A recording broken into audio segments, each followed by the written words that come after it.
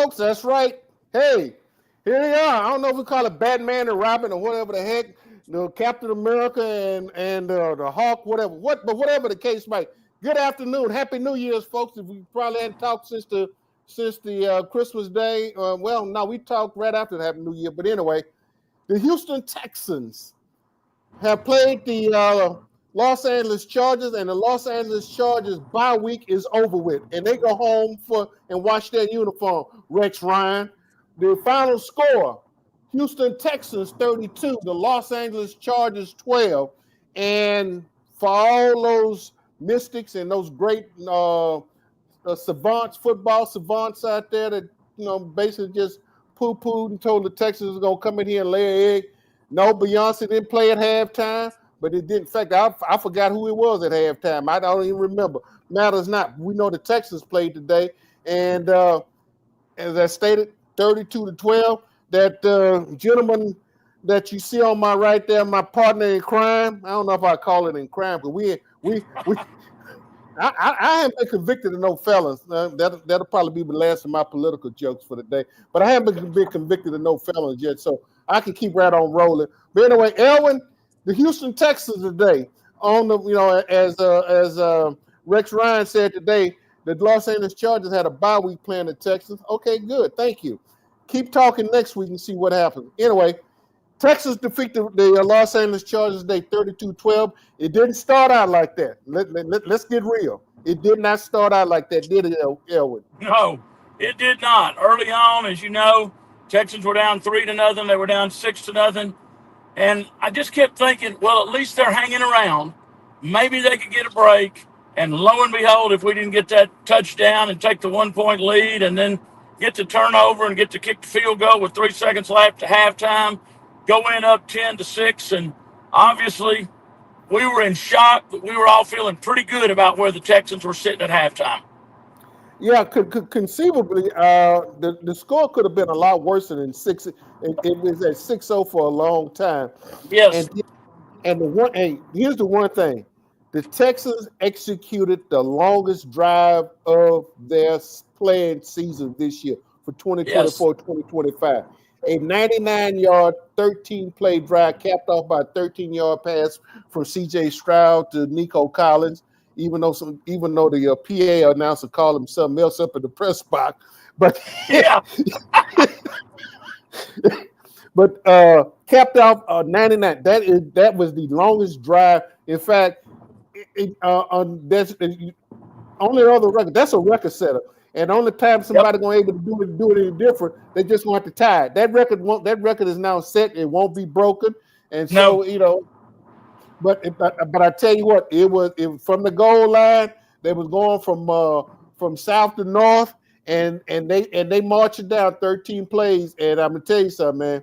It was a drive to behold, because I basically sat next to one of our colleagues, and I was like, oh heck, here we go. Because the last time they were down there, they're in a similar situation. There was a safety on the game, and oh, by the way, I had one of my persons that followed me, or at least they saw my quote on X about that particular play.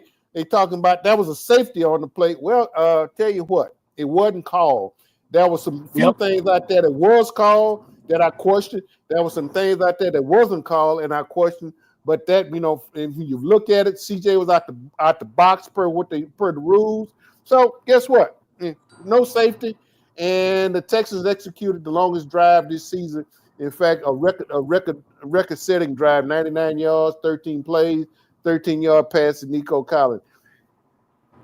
At what point, Elwin? I mean, I got Coach D'Amico Ryans here. I got a unique situation here. I got Azeez Al-Shaair and Henry To'oTo'o. Now, they were not the leading tacklers for the game. Eric Murray, who had a 38-yard pass interception that basically really start putting the nails in the coffin as far as the Los Angeles Chargers are concerned. Yep. And but on the interception, in fact, they intercepted the Chargers today. Was it 3? Yeah, 3 interceptions, 4 interceptions. Yep, 4. 4 interceptions today. So Lassiter had one. Eric Murray, as I stated, had a 38-yard touchdown return, and Derek Stingley, showed why he was first team All Pro. Didn't voted first team All Pro. He snatched two at some critical times in the game and slammed the door. Basically, just slammed the door in the face as far as the Los Angeles Chargers were concerned. He did. At any point, I mean, we sort of were going back and forth trying to figure out when was this team gonna come alive, and it's not that we was just sort of wondering, but they were sort of in a malaise from it on the offensive side. The defensive side played solid from the beginning of the whole game, because that interception that CJ got, that turnover, it was a turnover, a fumble, and then when the Chargers, I thought, really could have took control of the ball game, they only got a field goal out of it there, and I think that. So you got to tip your hat to the defense for holding the Chargers to just a field goal. Yeah, that's true, and really, I felt when the game turned, and as you know, D'Amico said that. CJ said that in his press conference when we were sitting in there listening to him. The turning point was that play that could have been a total disaster, that could have turned into either a safety or a touchdown for the Chargers, and could have turned that game totally around and gotten it to the point to where the Texans couldn't have come back. That's the C.J. Stroud I've been waiting to see develop this year. He did a tremendous job of the ball bouncing right back to him, threw off balance just as he was being knocked out of bounds almost to Xavier Hutchinson down there for that 34-yard gain. And, the chances, let's face it, that was basically a 1 in a million chance that would happen. And he literally turned what could have been the agony of defeat into the glory of victory with that pass. And as D'Amico said, he was pretty upset the way things had gone. But when he saw that, all he could do was smile. And CJ said he looked over and saw how everybody was reacting on the bench. And he said, that's when I got fired up. And I knew I got to make this happen. That was the turning point in that ball game. Yeah, I mean, I'm gonna tell you something, man. This team, in my opinion, I thought showed quite a bit of moxie, and said that, okay. I want to show this one. Let me find that one again. Banner comment. Oh, okay. Show. Let's see. Who are those national pundits that said the Texans had no chance to beat the Chargers? That guy on NFL, he was a former NFL coach. In fact, he's lobbying for himself to get his job back with the New York Giants. He's one of Buddy Ryan's favorite kids that has been pretty successful in the National Football League, and so Rex following them, and Rex has a lot of bluster, and we'll appreciate that a lot. But this is one time, Rex, you were wrong. You were flat out wrong. And yeah, it was big time. So I want to I want to see how much crow Rex can eat tomorrow when the ESPN when they go come on tomorrow for for the NFL live show or NFL Today, or whatever they call it in the show right now, man. Well, maybe they'll fricassee it for him before he has to eat it. No, heck no. I want to make it raw. Make him eat it raw, man. Fricassee my butt. Eat it raw, because he doubled down on it at the end of the telecast today. He doubled down and said, "I'm gonna say it again." I mean, he was just. I mean, you talking about? Oh man, he was just like a peacock. He had his feathers all out, and he just doubled down on it. I'm going like, okay. Keep it up. Yeah. I don't know how much you can swallow at once, but I hope you don't get choked tomorrow on the show. But anyway. Yeah. Anyway, hey, listen, excuse me. I want to get Coach Ryan in here, and I want to get because you talk about that 99-yard drive.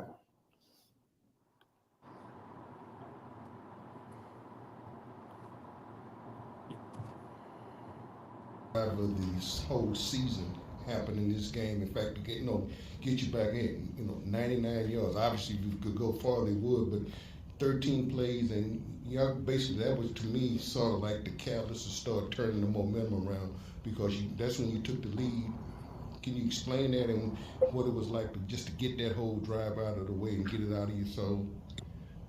I'll start with not only that drive, but just how we were sputtering along to start. And I just love the way, our team just responded, our offense responded, how resilient they were. A lot of bad things happened. Like we fumbled the ball, but no one panicked. Like everybody just kept playing. Like even though we put the ball on the ground several times, nobody panicked on the entire team. And then when you need it most, like our offense needs to step up and get something going for us and to have a 99-yard drive, like it's outstanding by everyone. And so we want to see from our offense just throughout the entire year.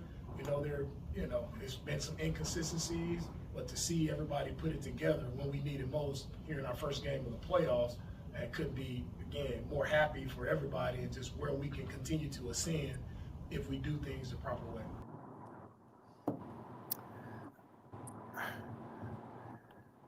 Yep, I mean, I think Elwin, like I said, you were in there for the press as well with D'Amico, man. I mean, I think they're pretty well something from a coach's perspective because there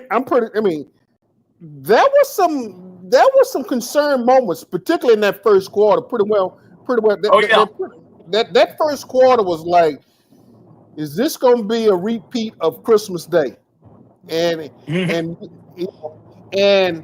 as I stated earlier, when they got the ball on their 1-yard line, and I was sitting there going like, darn, I hope we don't get to see a safety. But somebody say, why would you say that? And I'm more like, because the way this team has been playing, you sort of anticipate something erroneous could happen, and it has happened, and it did happen this past season.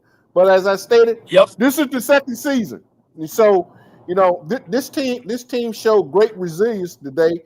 And my hats off to them, man. I take my hats off to them.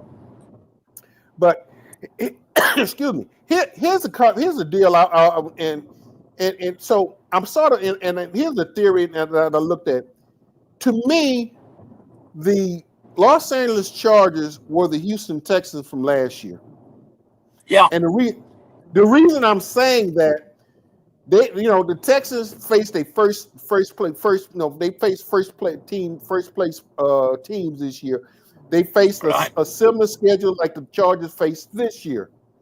So coming into this season, there was high expectations. There were, of the 7 losses, 2 of them they actually got the butts kicked. I mean, we can say without certainty. The Baltimore Ravens, who are lashing the Pittsburgh Steelers like they caught them stealing their apples or something right now, and then the Minnesota Vikings. That was their first loss of the season. But in between there, the Texans were those 5 losses in between the Minnesota game and the Baltimore Raven game. They like I said, the Detroit Lions came in here and kicked the field goal and got out on the bad second. They went to Green Bay and had an opportunity to win.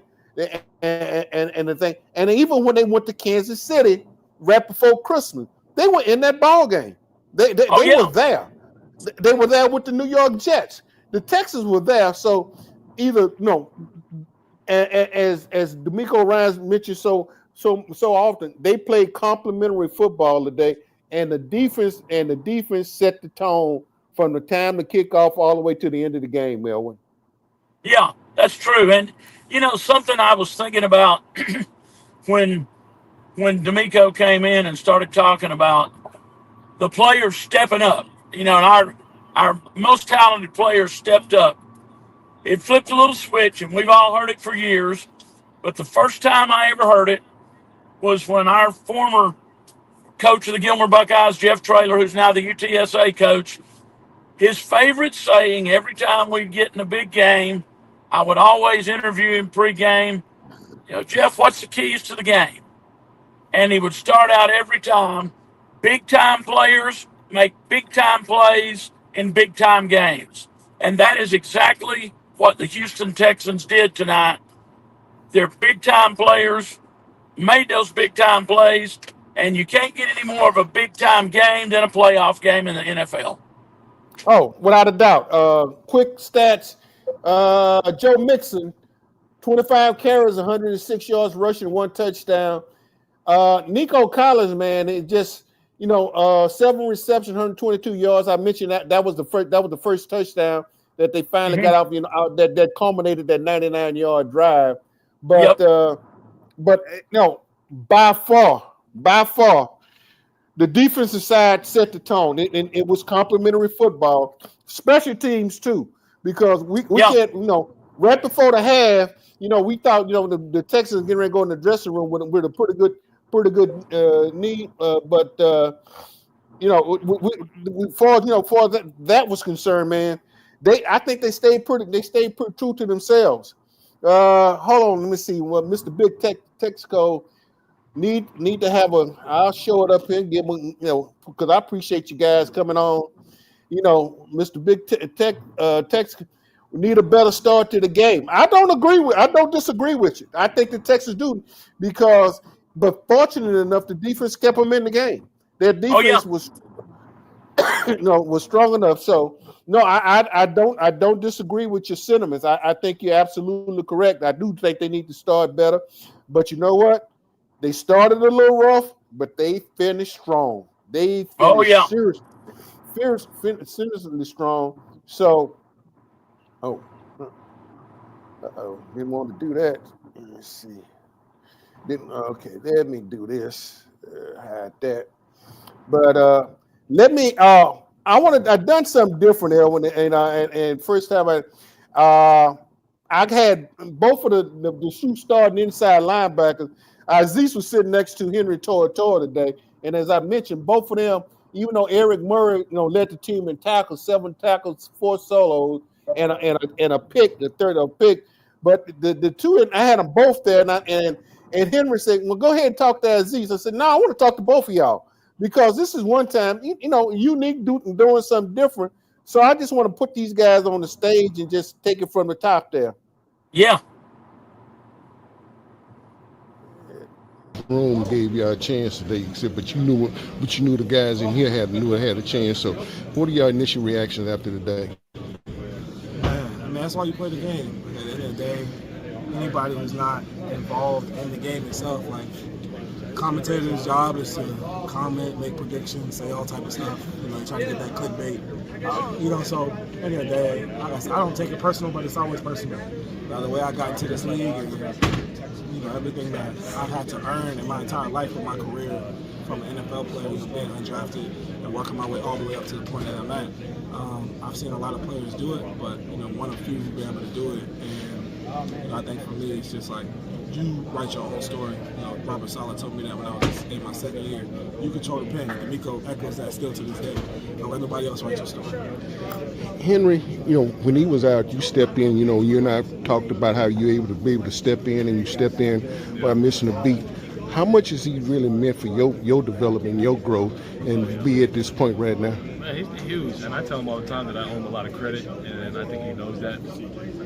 But he's taught me how to be a professional, like how to take care of my body, how to play the position linebacker, how to hit somebody, how to communicate. So he's been huge for me. So it's a blessing that he's been here. It's a blessing that he's one of my best friends now. Like the relationship that we've grown, the stories that we tell each other. I had no idea I was gonna be able to have this relationship with him. I swear, never thought I was gonna be able to have a kind of relationship to where I can call him. We can sit in a recovery room and talk about literally anything. We can digress together. Man, it's a blessing to have this guy to do it. And my dog right here. And I love him. I love him for life. Yep, that's your 2 starting inside linebackers, folks. And as I mentioned, the Henry Tortora, when Aziz was out on this suspension and when he was out injured, Aziz has stepped in and hit his maturation, his maturity, and his leadership and getting that defense together when Aziz was out. Let me tell you something. A lot of folks think, there are two positions: one, the quarterback on the offense, and then the quarterback on the defense that's sitting there and the thing. But yeah, all of those guys study. All of them have to get ready. But that guy, those two positions, that the quarterback of the offense and the quarterback of the defense, that's a big load on those guys, and being able to what they have to be able to get everybody lined up and being able to make a decision on a split decision on the fly and to being able to change something, particularly if you see a formation from a defensive standpoint. And I thought it was a sort of unique as I had them there. I'm going like, normally you talk to one person, but they were both sitting there, so I just sit there and say, what the heck? I mean, and then like I say, when you go back and look at the stats, they both of them tied for the number of total tackles. Both of them tied for second on the team as far as total tackles are concerned tonight. And so you got, and this is what D'Amico Ryan's rests his hat on. It's his defense setting the tone, Elwin. And I think you mean you I don't think that'll be no big disagreements from either one of us, but I think we know what D'Amico Ryan what he rests his hat on, man. Absolutely. And of course, everybody knows he was a starting linebacker for the Houston Texans when he played for the Texans. He's always been defensive minded, and he is the reason, as the defensive coordinator, that San Francisco 49ers defense turned around the way it did, and he's doing the exact same thing with the Houston defense. You remember when we struggled to get 1 or 2 turnovers in a 5 or 6 game period before D'Amico got here at times, and now we get 4 interceptions tonight, and we got to be up there close. We got to be close. We got to be close to the most turnovers this defense has ever gotten in a season, I would think. Yeah, without a doubt. Now, like I say, from a preseason standpoint, but when you look at the total numbers, without a doubt, like I say, tonight, and here's a even special team, because when let's see, the young man McConkey, right before the half, that 86-yard touchdown, and D'Amico, he doesn't really show he doesn't wear his feelings on his sleeve, but he was sitting, like he mentioned during his presser, he was a little bit steamed that they allowed them to come back and score right before the half. Yeah. But and because when he was asked about the block PAT and then it was returned for 2 points, he said, I didn't even see it. He said, I was mad. He said, I was mad on the sideline over there that they allowed them to get back in the game. But then they the Texans turned around and took the shine right off of that closing touchdown right before the half by the Chargers, and then by blocking the PAT and then returning it.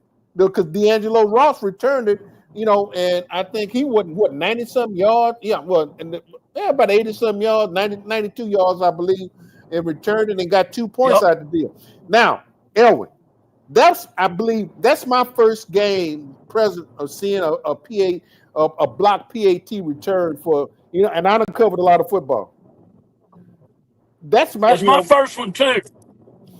I started covering the Cowboys in 1977, and I have never seen it before tonight live at a game. Yeah, that's my first. I mean, you might see it on TV, but to see it actually, being done and executed to the fullest like that, hey, you got to say they were good at it. Richard Tucker says, can the Texans defense keep them in another game with the offense giving up huge early opportunities? Yes. Now, let me qualify that. If it's the Kansas City Chiefs, or if it's the Baltimore Ravens, because we saw what the Ravens can come in here and do. You don't want to give up. You don't want to give up anything like that. But I think that the defense was strong enough, was stout enough that really on that interception, that turnover, right, that fumble that they got right after that and only held them to a field goal. Yeah. Now, if this was a different team tonight, I don't know. We don't know. All we can know is what we saw tonight, and that's all we can. Yep. That's all we can comment on is what we saw tonight. Hey man, I know That's you're on the right. road. I know you're I on the will say road. that's right, AD. And the thing about it is, I got to give a shout out. You said Richard Tucker. He's a friend of mine from Gilmer. Okay. So, Richard, thanks for tuning in. I did send him a link if he wanted to tune in. Thanks for tuning in. Got to give him a shout out. He and I've done some driving for the 2 car dealerships in Gilmer, Stanley dealerships, together, and known each other since we were in school. But here's the one thing I will say to maybe accentuate on Richard's question a little bit more. If the defense that showed up tonight for the Houston Texans can show up against the Kansas City Chiefs, Ravens that way, that defense could keep the Texans in games against either one of those teams. Concur, because hey, Justin Herbert is not is no slouch quarterback. No, he's not. He's no slouch quarterback. But the Texans, they done a good job of containing him, and they did a control rush. Again, I'm gonna give credit. I think the defense, the 3 techniques tonight. Again, they control the middle of the line. They did. Yeah, we know that the Texans can come off the edge. That's not a doubt. But the defensive tackles tonight, I think, control the game. They because the San Diego. I knew I was going to call them that. The Los Angeles Chargers have a very good offensive line, and they're gonna get better. And so Yeah.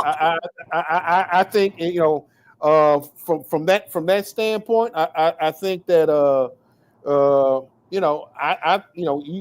I take my hat off to him, and that's that.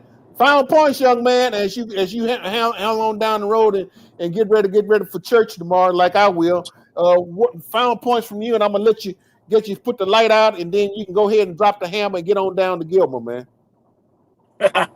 All right. Well, the one thing that we haven't addressed that I think definitely could have played a factor in this game, the way the Texans played tonight, all game on defense, and the second half plus a couple of minutes of that first half on offense, they would have won this game regardless against the Chargers.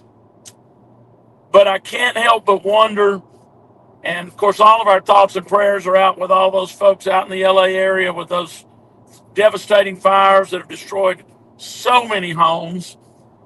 You have to wonder, how in the world could the Chargers keep 100% focus with all of that going around? I think that may have affected them in that as hard as they tried and as much as they wanted to play and as tough as they were hanging in, I don't know how you can have something that devastating not affect you to a degree. Now, like I say, I'm not taking anything away from the Texans. The way they played tonight, they would have won that game even if the fires in LA hadn't have happened. But 3 or 4 people and I were talking during the game and really wondered, obviously it had to affect the Chargers some. To what degree did it affect their performance in the game? Well, you know what, Elvin? I think you make a valid point, because here's the deal. The Los Angeles Rams game has been moved from out of SoFi Stadium. Exactly. It's been moved to Arizona. So you know what? The advantage of the home team, as far as the Rams are concerned, that's been taken away from them, because both of them now their patterns have been disrupted, and so those are valid points. But you know what?